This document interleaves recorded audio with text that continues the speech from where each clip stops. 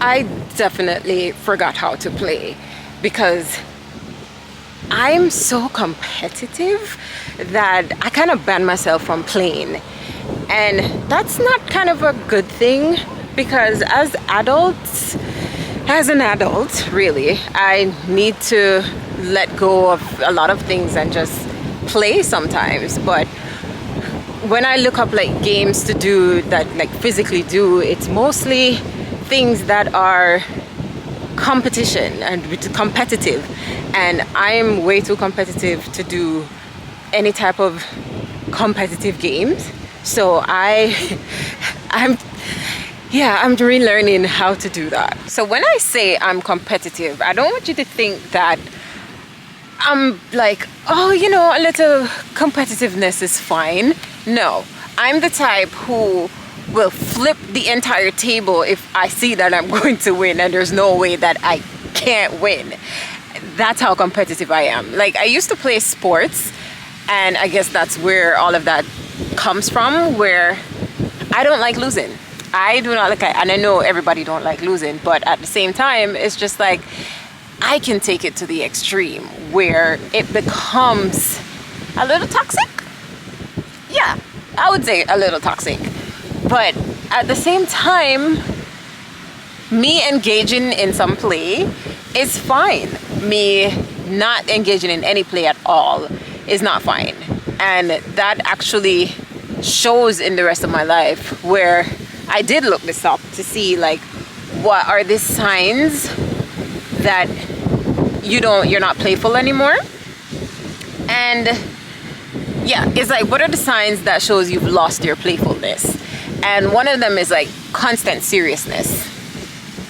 I'm always serious. Like, I'm so serious sometimes. I'm wondering like why there's no possible reason for me to be serious in this situation, but I'm serious a lot. And then another is like rigidity in routines. Like, if I don't like routines all the time, but when I find something that I do perfectly and I'm just like, okay, this makes sense to do it this way, there's very little room for me to not do it the way that I found. And yes, I might have some openness to another person's opinion and thing, but most of the time I'm going with my way. That's not really good if you're working on a team or anything, because it's like, hey, it's either my way or the highway. And it's like, yes, that's a bit of control as well, where I'm just like, I found the perfect way for me and I'm going to stick with that. And I had to learn that it's different. People do things differently. And I learned this from work, where I was working with one group of people one day, and we like perfected a routine to do something mundane. And then the next day, I was the only person that didn't change from that group, and they completely did a different routine. And I realized that I was mad. And then during the day, I'm like, why am I mad? Like, that worked for the other group and this works for this group. The only constant here is me, and they found something that works for them. And even though you think the one yesterday might have worked better, this works better for them. So it's like, I'm very rigid when I find something, and that's not a good thing. The next one is like resistance to try new things, and that kind of works hand in hand with the previous explanation that I gave about finding a routine, because it's like sometimes I get into my ways where it's like I want it done this way and I don't want anybody to change it. But what I do notice is that I am not scared to try new things, like, at all. I love trying new things, because if I don't try something, how will I know if I like it or I don't? And that's kind of the philosophy that I have for life. Try everything, because if you don't like it, then you don't have to do it again. But if you like it, then you're like, oh, I can keep doing this. Another thing, difficulty letting go. of work-related thoughts or responsibilities. All right. I feel like I'm like reading myself right now with all of these because I can be a workaholic sometimes. Like when I get into a project, I will be so tunnel vision that in my sleep, I'm dreaming about it. When I'm eating, I'm thinking about it. If I'm having a conversation with someone, I'm thinking of how can this conversation benefit my project? How can I use this perspective of this conversation with what I actually want to do? And most of the time it's just that project all the time. And then this is the reason why I need some play, because when I play, it removes my mind from thinking about work stuff and actually just enjoying itself. And the last reason that I found is like lack of imagination. Now, I know this one doesn't apply to me. However, when people don't have imagination, now I understand why. It's because they don't play enough. And think about a child who has like all these imaginary friends, and especially if they want like tea time or anything, they will, hey, come play with me with tea time. We're gonna make believe that this is tea and this is pizza, and I'm gonna drink tea and eat pizza. And it's just like, you just have to go along with their play and just engage with it. But most people are like, this is stupid, I don't want to do this. But at the same time, it's like that child is teaching you how to play again. And it's like a lot of people lost the art of playing because honestly, the responsibilities that we have as adults, it's so complicated sometimes that life can get really boring if we don't take ourselves out of that frame of mind. And when we think of all the bills that has to get paid, when we think of all the responsibilities that come with adulthood, and when we do all the things that we are supposed to do as adults, we're hardly left with time to have fun. And especially if you have kids, like most of the time you're worried about if that child is fine and if they ate and if they're literally okay.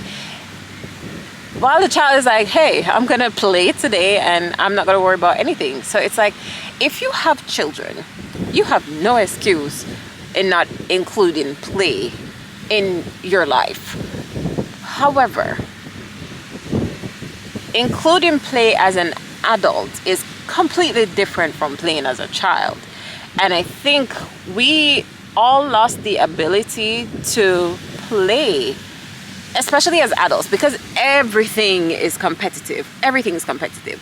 And me being the type of toxic competitor that I am, I choose to avoid games that I will lose.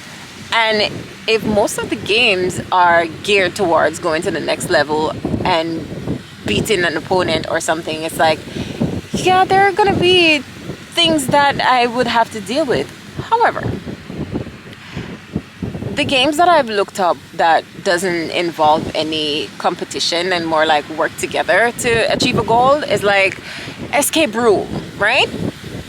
I did that and completely enjoyed it. I had so much fun doing that. But at the same time, I'm trying to beat the room. So it becomes a competition where it's like, can I escape the room? Or is the room gonna take me alive? Because that's basically what escape rooms are. And I realized that us as humans can make anything into a competition. And I feel like we have to change our ideas when it comes to learning how to break free from competitiveness. Because when we approach things that we can work together with other people, it's like we're doing it more for the love of and the joy of just being around people and just enjoying ourselves instead of like, hey, I beat you and maybe next time you can beat me. But again, I'll probably flip the table before anybody beats me. I need to stop doing that. I really need to stop doing that.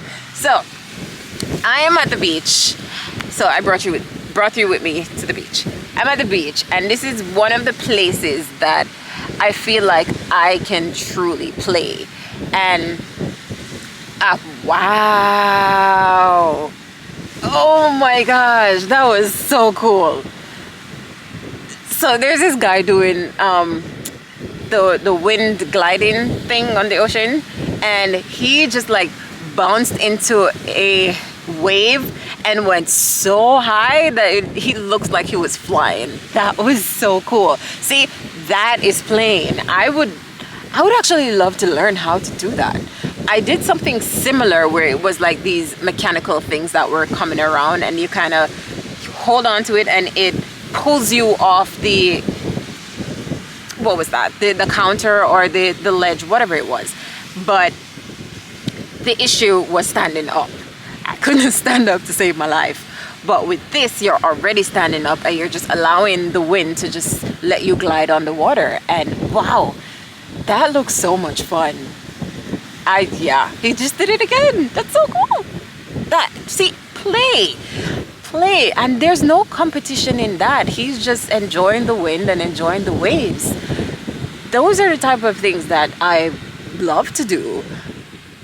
But I don't live in Florida. I don't live somewhere where it's warm all the time. So it's like I have to find things that work with where I'm living, which is New York, and it's cold right now. So it's like, okay, if I want to play, what would I go about doing?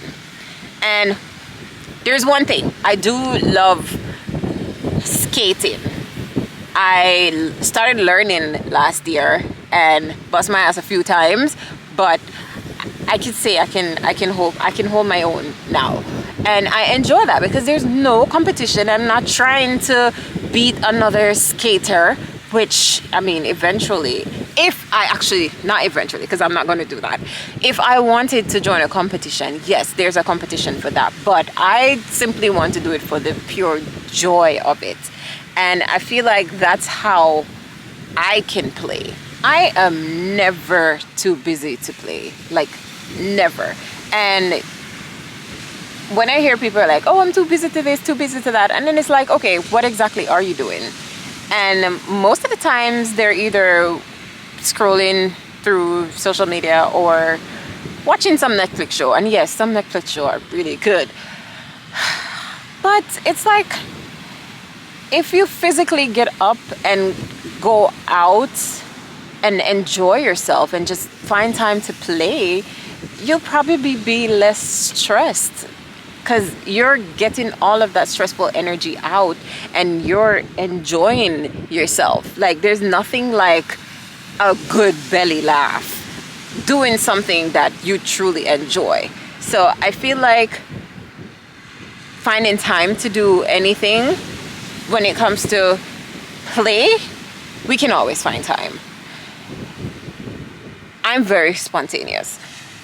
So I will get an idea and I will go about it the very day, which is why this whole challenge is in works in this first place, where I'm just like, I have this idea and I'm going to do it. And I know I can do it, so I'm going to do it.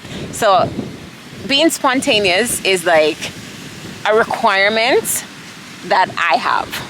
Yeah. But because I'm spontaneous, that means I'm willing to try new things and try different things, because I think I like doing extreme sports, thinking about it, because I'm like watching these guys do the water gliding and I'm just like, that would be categorized as an extreme sport because the water is kind of rough and the wind is blowing a little hard. So it's kind of in a dangerous environment, the ocean. So that's an extreme sport. I love doing that. I love snowboarding. That's also an extreme sport. Ah, get off me. Oh no, I'm surrounded by ants. Okay. And the most important thing of everything that I have to remember when thinking of things to do, especially when I'm being spontaneous, is I have to keep it simple. Because when I start complicating things, then things get delayed. And if I want to incorporate more play in my life, I just have to keep it simple.